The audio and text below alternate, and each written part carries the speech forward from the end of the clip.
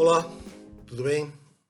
Eu sou o professor Rafael Ruiz, da Universidade Federal de São Paulo, sou professor de História da América Colonial e coordeno um grupo de pesquisa desde faz 18 anos, financiado pela FAPESP, com auxílio da FAPESP, sobre probabilismo e retórica jurídica, o CEPRO, Centro de Estudos de Probabilismo e Retórica Jurídica. A finalidade do nosso grupo, já comentei isso no áudio anterior, é pesquisar, investigar, fazer todo tipo de trabalhos, de congressos, de seminários com relação à administração, à história da administração da justiça no mundo ibérico.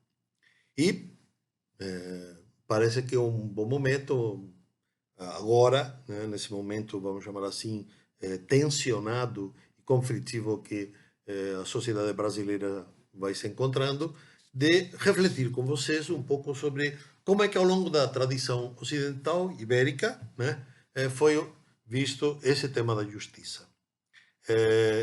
Na aula anterior, no vídeo anterior, eu vou resumir agora, eu falei principalmente de duas ou três ideias. A primeira era que a lei não é o direito, né? Que existe uma distinção, uma separação entre uma coisa e outra. Precisamente por isso é que é necessário que haja a função, o papel do juiz, que vai interpretar a lei para concretizar o direito, e que isto é da tradição romana. Isto já era assim no tempo dos romanos, né? Ao longo da Idade Média e ao longo da Idade Moderna e até a codificação que começou no século XIX, sempre foi visto desta forma, né? É preciso o papel do juiz para que haja uma interpretação da lei para que se possa realizar a justiça. A questão, que foi onde paramos no vídeo anterior, é qual é a garantia que posso ter, que o cidadão médio pode ter, para saber, né, se o juiz, quando sentencia, quando dá a sua sentença, se ele está fazendo a coisa da forma justa, da forma correta, né? Se ele está sendo um bom juiz, um juiz justo. A resposta que foi dada tanto na época dos romanos, como na época medieval, como no tempo moderno, e mesmo no tempo contemporâneo, até o advento da Revolução Francesa, é que não há garantias nenhuma, porque tudo se passa na consciência do juiz. Como é que eu posso saber se uma pessoa está sendo justa, honesta, está jogando limpo comigo? Ela pode estar me enganando, ela pode estar me enrolando, ela pode estar fazendo de conta. Então, tudo está dentro da consciência da pessoa, né? Mas será que o fato de estar na consciência da pessoa significa que não dá, então, para sabermos se a pessoa está agindo ou não está agindo com lisura, com honestidade, com justiça? Então, dá sim. Nós não temos garantia, mas temos sinais, temos indicadores, temos qualidades e aspectos que podemos olhar, para os quais podemos olhar e verificar a partir daí, inferir a partir daí, se a pessoa está sendo ou não está sendo justa. Isto está dito magistralmente, né, por Shakespeare. Em 1600 e pouco, ele escreve Hamlet. Hamlet precisa agir. Ele precisa tomar uma decisão. E ele quer tomar uma decisão justa. O pai pede que faça uma vingança pela sua morte. O pai foi assassinado. Você conhece a história do Hamlet, né? O tio e a mãe do Hamlet, né, ficam de conluio para matar, assassinar o rei legítimo, que é o pai do Hamlet. E o pai, o espectro, o fantasma do pai, aparece a Hamlet no meio da noite e conta essa história e fala: eu quero ser vingado. Aí o Pepino fica com Hamlet, né? E Hamlet fica desesperado, porque ele quer fazer a coisa certa, ele não quer cometer uma injustiça, ele não quer a esta injustiça do assassinato que talvez tenha acontecido, ele não quer acrescentar uma injustiça maior ainda. E aí? O que ele faz? Como é que ele pode agir? A questão, Shakespeare, é isso que ele fala, eis a questão, to be or not to be. Agora, reparem, vejam só que coisa interessante. Shakespeare, na voz de Hamlet, coloca uma questão de ação, de atuar, de agir, de fazer. A questão deveria ser to do or not to do, to make or not to make. Mas ele diz, não, a verdadeira questão, e isso todo mundo conhece, ou seja, isso aqui é sério, faz qualquer pessoa que você fala Shakespeare, ele fala to be or not to be. Né? Isso já ficou no imaginário da humanidade. Por quê? Porque é muito profundo, porque é muito sincero, porque é muito autêntico, porque realmente é da natureza humana. Nós somos assim, nós agimos a partir do que somos. A pessoa é de um jeito e ela tende a agir desse jeito. E a pessoa é de um outro jeito e tende a agir desse outro jeito. E esses são os sinais.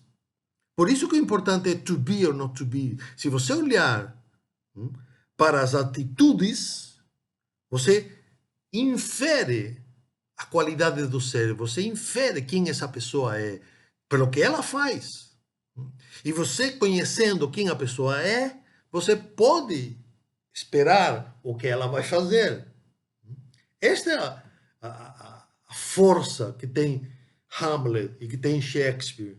Agora, pouco antes, uns 60 ou 70 anos antes de Shakespeare, há um ouvidor da audiência real de Charcas, chamado Juan de Matienzo, né, que nasceu na Espanha, mas morreu no Peru, e que era, não só foi ouvidor, como foi presidente da audiência de Charcas. Né?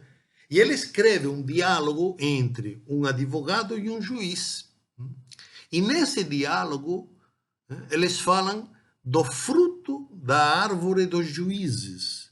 A tese de fundo é exatamente a mesma tese de Shakespeare. Para que haja uma sentença justa, o juiz precisa ser justo. É necessário que os juízes sejam bons homens, homens verdadeiramente justos. Não porque aplicam a justiça, mas porque vivem de uma maneira justa. Agora, o que é viver de uma maneira justa? É como vive uma árvore. A árvore tem raízes. A árvore se alimenta da seiva, as raízes que são extraídas da terra. Quais são essas raízes?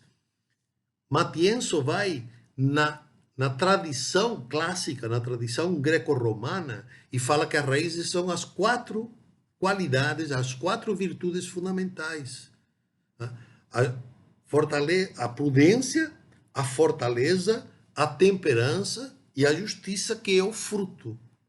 Então, a árvore do juiz, o juiz tem que ter uma constituição, uma forma de ser na base, caracterizada por essas 4 virtudes. Então, sim, aí sairá o fruto da justiça como consequência da qualidade do juiz. Olha só que coisa interessante. Mas a coisa não fica por aí. O Matienzo fala que o tronco e os galhos e as folhas também tem que ter uma série de qualidades que são verificáveis, dá para a gente ver. Né? Por exemplo, vou falar algumas, ele fala umas 20 ou 30. Né? Eu só vou falar as melhores, as que me parecem mais importantes hoje. Né? Por exemplo, é muito importante a qualidade chamada de humildade. E a gente vê isso, verifica isso facilmente, é só escutar a pessoa. Né? A pessoa muitas vezes pode ser prepotente, a pessoa pode ser orgulhosa, a pessoa pode ser vaidosa. Você percebe isto? Qualquer cidadão percebe isto na fala. Então, se a pessoa não tem humildade, ela não vai dar o fruto de justiça. Outra virtude, por exemplo, que o Matienzo fala, a sinceridade, a veracidade, a simplicidade. Às vezes, a gente verifica isso muitas vezes nos homens públicos, não? Porque não estamos falando, aqui estamos falando dos juízes, podemos falar dos juízes, podemos falar do presidente, podemos falar dos ministros, podemos falar dos políticos em geral. Né? A fala é muito rebuscada, é muito barroca, dá muitas voltas, não é simples, não é claro, não é, vamos chamar assim, não é patente.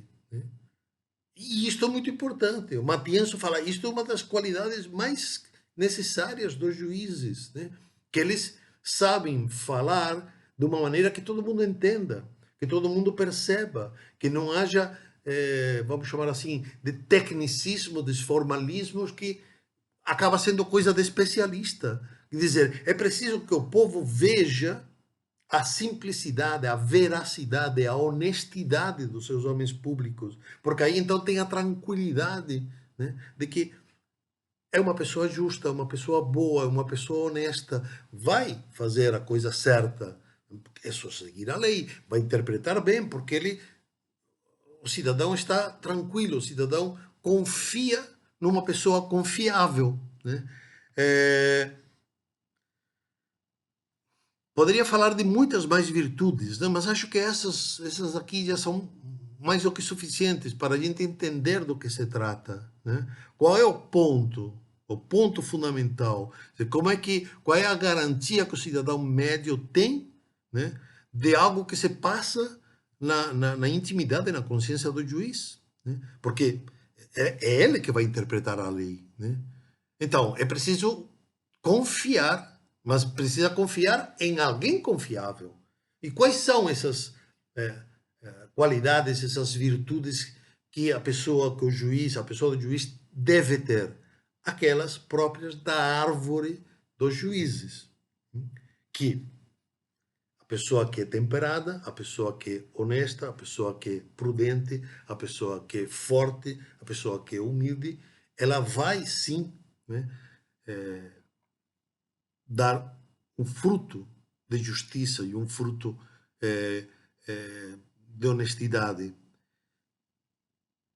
Logicamente, vocês estarão pensando que, puxa, mas também ele pode parecer, parecer bom, parecer honesto, parecer justo e não apenas ser.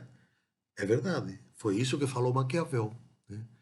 Não precisa o príncipe, né, o governante, não precisa ser justo e honesto, basta comparecer. Acontece que o cidadão médio percebe. Este que é o ponto. Hamlet escreve um século depois de Maquiavel. Maquiavel percebe claramente que estamos no mundo da modernidade, do mundo do parecer, o mundo dos fake, né? O mundo do que parece, mas não é. Só que o que Shakespeare marca e remarca é, dá para perceber, o cidadão médio percebe pelas ações da pessoa quem a pessoa é. Se é justa ou se é injusta. Se está fazendo certo ou se está fazendo errado. Bom, era isso que eu queria falar. Na próximo áudio falaremos, né, não apenas sobre isto que acabamos de falar agora, sobre as qualidades pessoais do juiz, mas agora sobre as qualidades do ato, da ação, as provas que permitem comprovar, né, se o que é feito é justo ou é injusto. Tá bom? Até mais.